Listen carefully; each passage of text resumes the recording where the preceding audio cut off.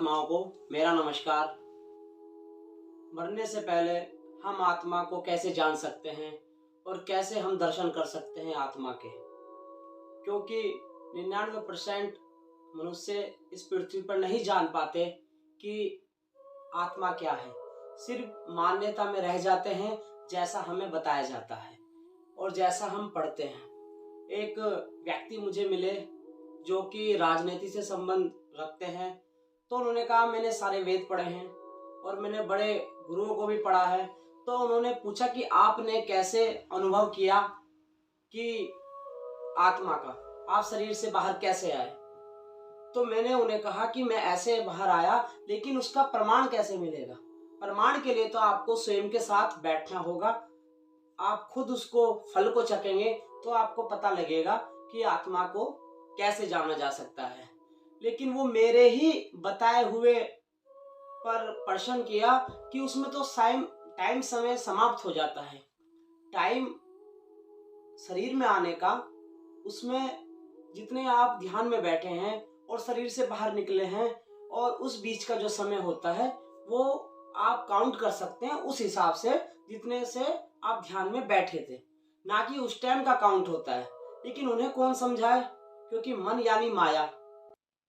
ऐसे ही आप विचारों में रहेंगे, नेता हैं तो अपने हिसाब से समझेंगे, कोई बिजनेसमैन है तो आप उसकी व्याख्या अपने हिसाब से करेंगे, जैसे जैसे आप होंगे वैसे उसकी व्याख्या करेंगे। लेकिन अगर पढ़ के व्याख्या करेंगे तो गलत करेंगे, यानी मन है आप टटोलते रहेंगे दूसरे को और आपको शक रहेगा कि ये गलत है, ये ऐसा नहीं हो सकता।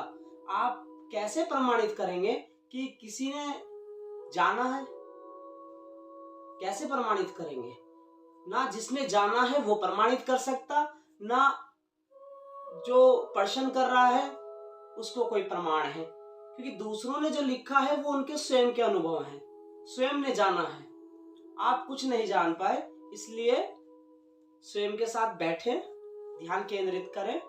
वही एक अवस्था ऐसी आएगी समाधि की जब आप जान सकेंगे कि आत्मा क्या है।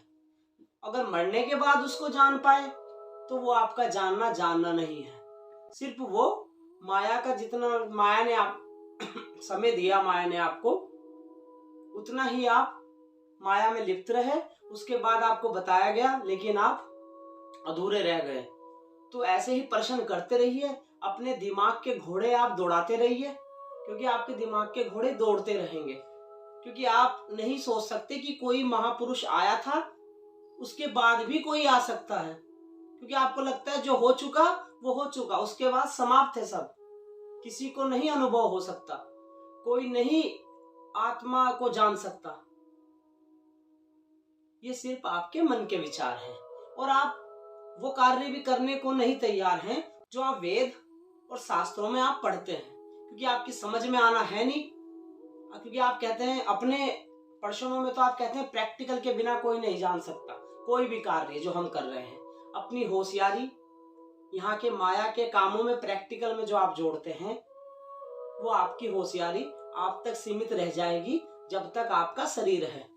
बाकी उसकी बखिया उधर जाएगी जब वो शरीर आपका समाप्त हो जाएगा, तब आपको पछताने के अलावा कुछ नहीं रहेगा और फिर आपको नया एक शरीर मिल जाएगा, लेकिन आपको नहीं पता क्या है। इसलिए मृत्यु सबकी आनी है, लेकिन मृत्यु से पहले आप जान सकें, आप समझ सकें कि आत्मा क्या है, कैसे शरीर से बाहर ये निकलती है, कैसे इसका अनुभव होता है। लेकिन आपको तो बड़ा मजा आ रहा है यहाँ के कार्यों में, यहाँ के राजनीतिक में, कैसे आप पैसा कमा सकें, कैसे आप दूसरों का बेवकूफ बना सकें, क्योंकि आपको बड़ा अच्छा फील होता है कि आपने दूसरों का बेवकूफ बनाया, आपने बड़ी संपत्ति हासिल कर ली है, आप लड़ रहे हैं अपने अपने भगवानों के लिए, आप लड़ रहे हैं अपने अपने शास्त्रों के लिए। लेकिन क्या आप उनको जान पाए? क्या महापुरुष जो आपको समझाना चाहते हैं आप समझ पाए? कि सिर्फ अपने विचारों से और अपने बुद्धि के जो घोड़े आप दौड़ाते हैं और आप होशियार जो अपने आप को समझते हैं, ये आपकी मान्यता है। आप स्वयं तक पहुंचे। आपके अंदर एक रूह है, एक आत्मा है, वो एक ही है। आप उसे जाने, पहचाने, ना कि कपड़ों में और शकल में और किसी और व्यवस्था में आप उलझे। मरने के बाद सब यही रह जाएगा, यहाँ तक कि शरीर भी आपका डेड हो जाएगा। तो जो जाने की साथ में चीज है वो है आपकी आत्मा, आपकी ऊर्जा। आप उसे कोई भी नाम दे सकते हैं, लेकिन अगर आप अपने होशियारी के घोड़े ऐसे दौड़ाते रहेंगे, परेशान आप करते रहेंगे, तो आप परेशान में ही रहेंगे। क्योंकि आप चाहते हैं दूसरा आपको, आप कोशिश करते हैं कि कैसे हम गलत साबित करें, और आपके गलत साबित करने से होगा क्या? और मैं 10 बार आपको समझाऊंगा कि ऐसा है, कौन सा आपकी समझ में आने वाला है। तो इसलिए मैं कहता हूं, ना प्रश्न करो। जितने आप प्रश्न करोगे उतने आप उलझोगे। स्वयं के साथ ध्यान में बैठ सको तो बैठो, वरना व्यर्थ के प्रश्न ना पूछो। और पूछना है तो पूछते रहो, मिलना कुछ है नहीं, हाथ खाली।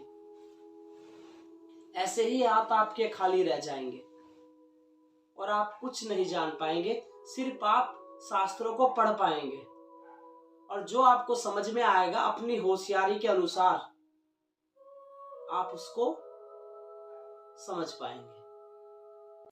इसलिए उसको नहीं समझा जा सकता जो समझने के लिए आप शास्त्र पढ़ते हैं। उसको सिर्फ जाना जा सकता है, क्योंकि शास्त्र भी आपको कहते हैं कि जब तक आप उसको प्रैक्टिकल ना करें आप उसको नहीं जान सकते।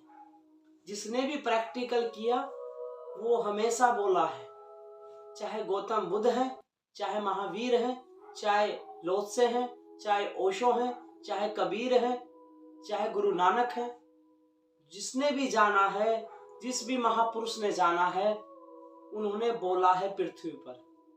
लेकिन आपने सिर्फ महापुरुषों को पकड़ लिया। उन्होंने बताया कि हम शरीर से बाहर आए, हमने आत्मबोध किया, उसके बाद ये चीज खत्म हो जाती है, उसके बाद ये ऐसा हो जाता है। लेकिन ये आपको किसने कहा कि वो सत्य है? क्योंकि सत्य जब होगा जब आप वहां तक पहुंचेंगे। आप पढ़ के कैसे डिसाइड कर सकते हैं? यानी वो आपकी मान्यता है और आप उसमें अपने आप को होशियार समझ रहे हैं, ऐसा नहीं है। और जब आपको आत्मबोध हो जाएगा, ना आपको होशियार बनने की कोई आवश्यकता होगी, ना आपको किसी चीज की आवश्यकता होगी। आपको कोई अच्छा कह रहा है तब सही है, आपको कोई गलत कह रहा है तब सही है। सिर्फ आप उस पर कार्य करेंगे, बाकी आप उसमें नहीं फंसेंगे माया में।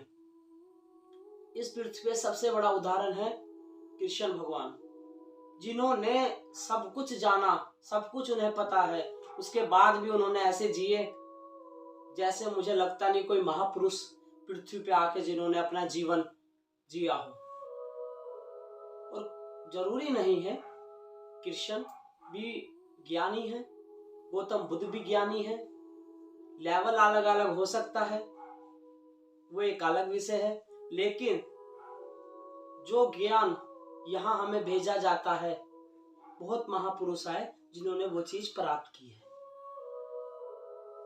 आधे तो ऐसे हैं जिनका नाम भी नहीं पता है लोगों को, जो नाम कहीं लिखा भी नहीं गया, जिसको लोग जानते भी नहीं है। बहुत महापुरुष ऐसे आए जिनके बारे में कोई जानता भी नहीं, क्योंकि वो एक अलग व्यवस्था उस टाइम पर होती है कि कौन किस लेवल तक है। कुछ बिल्कुल चुप हो जाएंगे अगर दृष्टा हो जाएंगे, कुछ समय के लिए दृष्टा हुए फिर वापस आ गए तो वो बोलना शुरू कर देंगे, बताना शुरू कर देंगे। लेकिन जब भी कोई महापुरुष यहाँ आया, आपने उसको उस लेवल पे नहीं समझा, उसके जाने के बाद ही उस लेवल पे आप समझते हैं। चाहे वो मात्रा 10 की हो, चाहे 10,000 की हो, और उन्हें कोई फर्क नहीं पड़ता कि आप क्या कह रहे हैं। आपको जो अच्छा लग रहा है आप वो करेंगे, क्योंकि माया है। वो ज्ञानी पुरुष भी जानता है, जिसने आत्म रूप के दर्शन करे हैं, जो शून्य तक गया है, उसको ये भी पता है कि माया है, और उससे बार बार जबरदस्ती वैसे प्रश्न किए जाते हैं लेकिन वो आपको तोड़ने के लिए हर प्रयास करता है, बताने का हर प्रयास करता है, क्योंकि उसको भी पता है कि नहीं समझा सकते जब तक आप स्वयं उसके दर्शन ना कर लें। उसके बाद कोई आवश्यकता समझाने की नहीं होती, क्योंकि आप वहां तक नहीं पहुंच सकते, बिना जाने किसी के बताए नहीं पहुंच सकते। आप सिर्फ जानकर ही पहुंच सकते हैं, प्रैक्टिकल करने के पश्चात ही। लेकिन आप कहते हैं समय नहीं है, हमें कोई आवश्यकता नहीं है, तो फिर प्रश्न की क्या आवश्यकता है? किस लिए प्रश्न कर रहे हैं? हमने कहा हमें हुआ, तो आपको क्या दिक्कत? आपने कहा हम नहीं कर सकते, हमें कोई दिक्कत नहीं है। आप कर सकते हैं तो करिए। किसने कहा कि 10 साल करने, किसने कहा कि 2 साल करने? ज्ञान तो आपको 2 महीने में मिल जाए, लेकिन उतनी जिज्ञासा तो आपके अंदर हो। जितनी जिज्ञासा पैसे कमाने की है, जितनी जिज्ञासा पृथ्वी पे लोगों को दिखाने की है अपनी ताकत, वो जिज्ञासा तो लाइए कि आपके अंदर जो बैठा है आप उसे जान सकें। लेकिन आप वो जानना ही नहीं चाहते, तो इसमें आपकी स्वयं की दिक्कत है। इसलिए आप स्वयं के साथ ध्यान में बैठे, तभी आप जान सकते हैं कि आप मरने से पहले आत्मा के दर्शन करें, अन्यथा सब व्यर्थ हो जाएगा आपका पृथ्वी पर जन्म लेना। और आप मरने से पहले ध्यान की ही विधि, कोई भी ध्यान की काफी विधि गुरुओं ने दी है, काफी विधि हमारे शास्त्रों में लिखी है। आप वहां जाके उनको जान सकते हैं। नहीं जान सकते तो मेरा मोबाइल नंबर है, आप मुझे कॉल करके या मैसेज करके आप पूछ सकते हैं, मैं आपको बता सकता हूँ। लेकिन आप में जिज्ञासा होनी चाहिए कि आप आत्मा के दर्शन कर सकें, जो आपके अंदर विराजमान रहती है। सभी पूर्ण आत्माओं को मेरा नमस्कार। जो भी परमात्मा और आत्मा के दर्शन करना चाहता है, सभी पूर्ण आत्माओं को मेरा नमस्कार। धन्यवाद।